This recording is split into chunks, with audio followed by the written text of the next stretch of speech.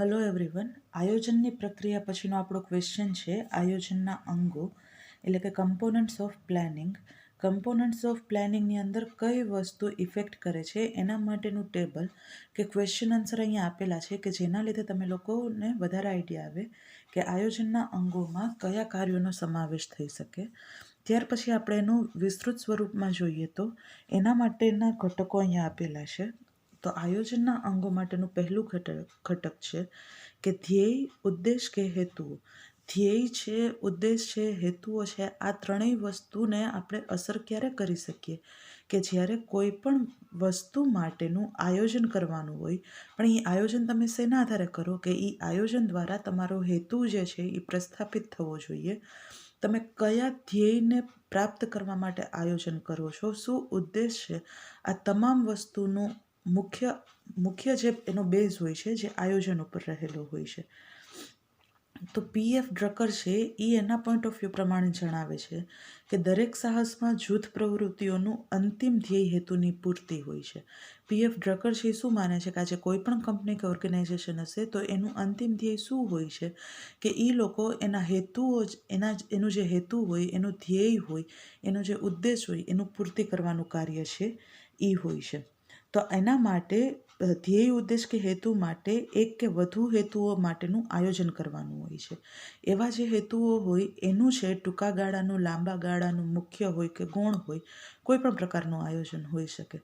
અને આયોજનની ઇમારત એવા કોઈને કોઈ હેતુના પાયા પર જ ચણવાની રહે છે. જો કોઈ વ્યક્તિનો, કોઈ કંપનીનો હેતુ કે ધ્યેય છે એ નક્કી નહીં હોય તો એ આખું એનો બિઝનેસ છે એ કેવી રીતે ઊભો કરી શકશે. ત્યાર પછી સેકન્ડ વન છે નીતિ.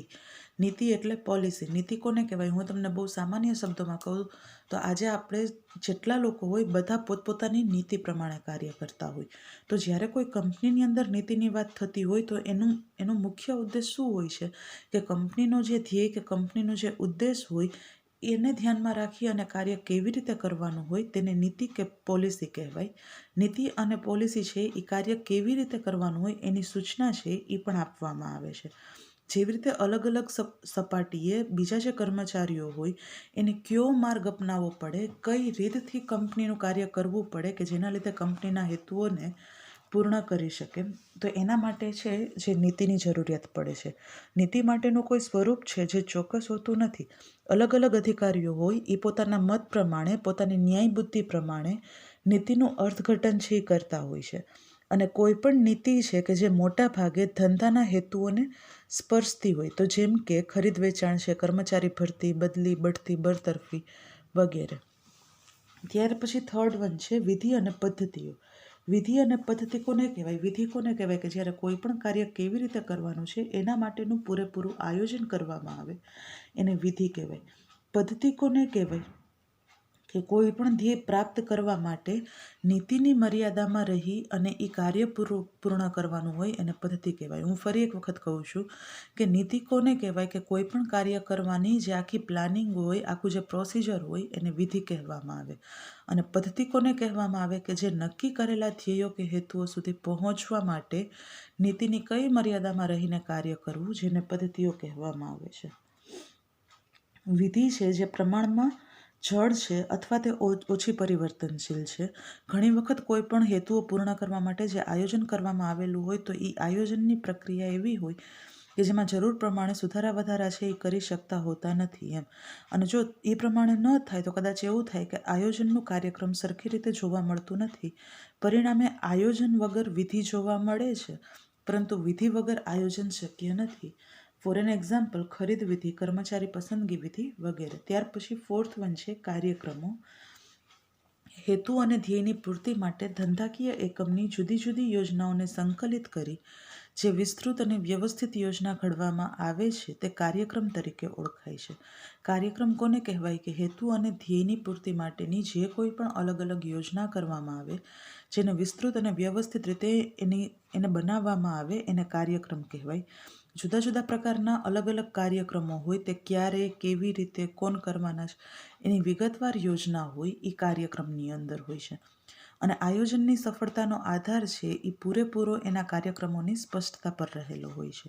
તો એમાં એક્ઝામ્પલ એ આપેલું જ છે કે વેચાણ વૃદ્ધિનો કાર્યક્રમ હોય, ધંધાના વિસ્તૃતિકરણનો કાર્યક્રમ હોય, કામદારો માટે કલ્યાણ કેન્દ્ર સ્થાપવાનો કાર્યક્રમ હોય, આમાંથી કોઈ પણ કાર્યક્રમ હોય તો એના જેમ કે ધંધાના વિસ્તૃતિકરણનો કાર્યક્રમ હોય તો એની અંદર ખબર પડે કે ભાઈ ધંધાનો હેતુ શું છે, એના ધ્યેયની પૂર્તિ કરવા માટે કેવી રીતના કાર્યક્રમો કરવાના છે. ત્યાર પછી છે નિયમો. નિયમો કોને કહેવાય? જેમ કે રૂલ્સ રેગ્યુલેશન. તમે લોકોએ PS હિરપરા મહિલા કોલેજમાં એડમિશન લીધું છે તો આપણી કોલેજના અમુક નીતિ નિયમો છે જે તમને ફોલો કરવા પડે. ફોર એન એક્ઝામ્પલ કે આપણી કોલેજની અંદર યુનિફોર્મ છે, આપણા કોલેજ કેમ્પસની અંદર મોબાઈલ છે એ યુઝ કરવા દેવામાં આવતો નથી. તો આ બધા નિયમો છે. તો આવા નિયમો શું કામે રાખવામાં આવે છે? કે જેના લીધે તમારા લોકોનું પૂરેપૂરું ધ્યાન છે કે જે ભણતરની અંદર રહે. તો સેમ એઝ કંપનીની અંદર પણ આવા અલગ અલગ નિયમો હોય કે જે નિયમ વિરુદ્ધનું કાર્ય છે જે થઈ શકે નહીં. અને જો કોઈ પણ વ્યક્તિ છે જે જ્યારે નિયમ વિરુદ્ધનું કાર્ય કરતો હોય તો એના દ્વારા આયોજનને સફળ છે એ પણ બનાવી શકાતું હોતું નથી. અમુક વખતે અમુક નિયમો રાખવાથી કંપનીના કેમ્પસની અંદર અંકુશ રાખી શકાય, ગેરસીસ અટકાવી શકાય. આ બધી વસ્તુ છે જેના ઉપર પૂરેપૂરું નિયંત્રણ આવી શકે. પરિણામે નિયમોને આયોજનના ઘટકોમાં સમાવી શકાય છે. ત્યાર પછી છે અંદાજપત્રો. અંદાજપત્રો કોને કહેવાય? કે કોઈ પણ કાર્ય કરવાનું હોય એના માટેનું બજેટ છે જેને પહેલાંથી તૈયાર કરવામાં આવતું હોય એને અંદાજપત્ર કહેવાય. તો અહીંયા આપણને શું કીધું છે કે આયોજિત જે ધ્યેય હોય એને પૂર્ણ કરવા માટે મૂડી હોય, મજૂરી હોય, માલ સામગ્રીની જરૂરિયાત હોય, આ તમામ વસ્તુને જ્યારે નંબરની ભાષામાં રજૂ કરવામાં આવે એને અંદાજપત્ર કહેવાય. અંદાજપત્રની અંદર આવક અને ખર્ચ હોય એના જુદા જુદા અંદાજો દર્શાવવામાં આવે અને આયોજન ઉપર અંકુશ રાખવામાં પણ અંદાજપત્ર મહત્વનો ભાગ ભજવે છે. ત્યાર પછી છે વ્યૂહરચના. તો વ્યૂહરચના કોને કહેવાય? સ્ટ્રેટેજીસ. વ્યૂહરચના એટલે શું થાય કે ભાઈ ફોર એન એક્ઝામ્પલ કે કોઈ પણ ધ્યેય સુધી તમારે પહોંચવું છે પણ એ ધ્યેય સુધી પહોંચવા માટે નીતિનો પૂરેપૂરો અમલ થઈ જતો હોય, કોઈ પણ ઇલીગલ કામ ન થતું હોય, એના માટે જે શોર્ટકટ અપનાવવામાં આવે એને વ્યૂહરચના કહેવામાં આવે છે. તો વ્યૂહરચના એટલે શું થાય કે અહીંયા ઓલરેડી આપણને કીધું છે કે ભાઈ જ્યારે કોઈ યુદ્ધ ચાલતું હોય તો યુદ્ધમાં બે પક્ષમાંથી એક પક્ષકાર છે જે વ્યૂહરચનાનો ઉપયોગ કરી અને સામેવાળાના મનમાં શું ચાલે છે, એ કેવી રીતે યુદ્ધ કરવાના છે તે જાણી શકે છે. તો આયોજનનું ઘડતર કરતી વખતે પણ સામેવાળા કોમ્પિટિટર્સ હોય એના ઉપર નજર રાખવી જોઈએ કે આપણી કમ્પેરિઝનમાં જે કોમ્પિટિશન આપે છે એ લોકો કઈ પ્રવૃત્તિઓ કરે છે, કેવી રીતે કરે છે કે જેના લીધે એની પ્રોડક્ટ છે જે માર્કેટમાં વધારે સારી ચાલી શકે. ત્યાર પછી સફળ આયોજન બનાવવું હોય તો કોઈ પણ વ્યક્તિ છે એને પોતાની વ્યૂહરચના ઘડવી જોઈએ કે એના આધારે જે વધારે સારી રીતે સેલિંગ છે એ કરી શકે. હું તમને એક એક્ઝામ્પલ આપું તો ભાઈ અત્યારે માર્કેટની અંદર નાના નાના વેપારીઓ હોય, મોટા વેપારી હોય, હોલસેલના વેપારી હોય, આપણે મોલની અંદર જઈએ છીએ ત્યાંથી પણ આપણે વસ્તુ લઈ શકીએ છીએ. પણ ઓવરઓલ આપણને કઈ જગ્યાએથી બેનિફિટ મળે છે? તો ડીમાર્ટમાંથી. ડીમાર્ટ છે, બિગ બજાર છે, આ બધી જગ્યાએથી આપણને બેનિફિટ શું કામે મળે છે? કારણ કે એ એક આખી સ્ટ્રેટેજી છે, એક આખી વ્યૂહરચના બનાવવામાં આવેલી છે. જેમ કે તમે લોકો ડીમાર્ટમાં જાઓ છો અને ટ્રોલી લઈને જ્યારે ઘરની જે કોઈ પણ વસ્તુ હોય એ લ્યો છો તો ઘરની જેટલી જરૂરિયાતની વસ્તુ હોય એના કરતાં તમે 2 કે 4 વસ્તુ વધારે લઈને આવો છો. એટલા માટે ડીમાર્ટની અંદર આપણે ખરીદી કરવા શું કામે જઈએ છીએ? કારણ કે એની અંદર આપણને ડિસ્કાઉન્ટનું પ્રમાણ વધારે મળે છે. તો આ બધી એક વ્યૂહરચનાનું એક્ઝામ્પલ થયું. ત્યાર પછીનો આપણો ક્વેશ્ચન છે કે આયોજનના પ્રકારો. તો આયોજનના પ્રકારોની અંદર 3 પ્રકારો આપણને આપેલા છે. તો પહેલું છે ચાલુ ધંધાનું આયોજન, સેકન્ડ વન છે સુધારાલક્ષી આયોજન, થર્ડ વન છે વિકાસલક્ષી આયોજન. ચાલુ ધંધાનું આયોજન કોને કહેવાય? કે રોજબરોજના ધંધાની અંદર જે કોઈ પણ વસ્તુનું આયોજન કરવામાં આવે જેને ચાલુ ધંધાનું આયોજન કહેવાય. ફોર એન એક્ઝામ્પલ કે ભાઈ કોલેજ ચાલુ હોય અને મારા 4 લેક્ચર આવતા હોય તો મારે એ આયોજન મારે કરવાનું છે કે ભાઈ મારે કયા લેક્ચરની અંદર BOM સબ્જેક્ટ ચલાવવો, કયા લેક્ચરની અંદર કંપની લો સબ્જેક્ટ ચલાવવો. તો એ મારું રોજબરોજનું આયોજન થયું. ત્યાર પછી છે સુધારાલક્ષી આયોજન. સુધારાલક્ષી આયોજન કોને કહેવાય? કે કોઈ પણ ધંધો હોય એના હેતુઓને ટકાવી રાખવા માટે એ ધંધો વધારે સારી રીતે કેવી રીતે ચાલી શકે એના માટે સુધારા માટેનું આયોજન કરવામાં આવે છે. ત્યાર પછી થર્ડ વન છે વિકાસલક્ષી આયોજન. તો વિકાસલક્ષી આયોજન કોને કહેવામાં આવે? કે બજારની અંદર પોતાના ધંધાનો વિકાસ છે એ કેવી રીતે કરી શકાય, પોતાના ધંધાનું ડેવલપમેન્ટ કેવી રીતે કરી શકાય કે જેના લીધે સંચાલકોને ઉત્પાદનમાં, બજારમાં હરેક ક્ષેત્રે વિકાસ છે એ મળતો રહે અને પરિણામે એને વધારવા માટેના સતત ને સતત પ્રયત્નો છે એ થતા રહે. તો એના માટેના પણ બીજા 3 છે, જેમ કે લાંબા ગાળાનું આયોજન, મધ્યમ ગાળાનું આયોજન અને ટૂંકા ગાળાનું આયોજન.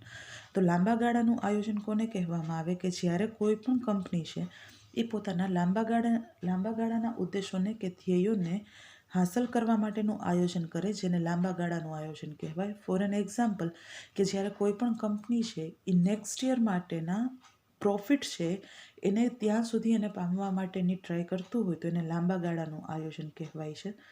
ત્યાર પછી મધ્યમ ગાળાનું આયોજન. મધ્યમ ગાળાનું આયોજન છે જે લાંબા ગાળા કરતાં થોડુંક ઓછું હોય અને તબક્કાવારી પૂરું કરવામાં આવે અને એની અંદર પણ વિકાસના હેતુઓને ધ્યાનમાં રાખી અને મધ્યમ ગાળાનું આયોજન કરવામાં આવે. ટૂંકા ગાળાનું આયોજન કોને કહેવામાં આવે? તો ટૂંકા ગાળાનું આયોજન એટલે કે ઓછામાં ઓછા કોઈ પણ આયોજનનો સમયગાળો છે જે 1 વર્ષથી ઓછો હોય એને ટૂંકા ગાળાનું આયોજન કહેવામાં આવે, કે જેની અંદર ધંધાકીય એકમની રોજબરોજની પ્રવૃત્તિઓને અનુલક્ષીને ટૂંકા ગાળાનું આયોજન કરવામાં આવે. કોઈ વખત પરિવર્તનશીલ કે પલટાતી પરિસ્થિતિમાં પણ આયોજન અને અંકુશ રાખવામાં આવે તો આ તમામ વસ્તુ છે જે ટૂંકા ગાળામાં આવે અને આ પ્રમાણે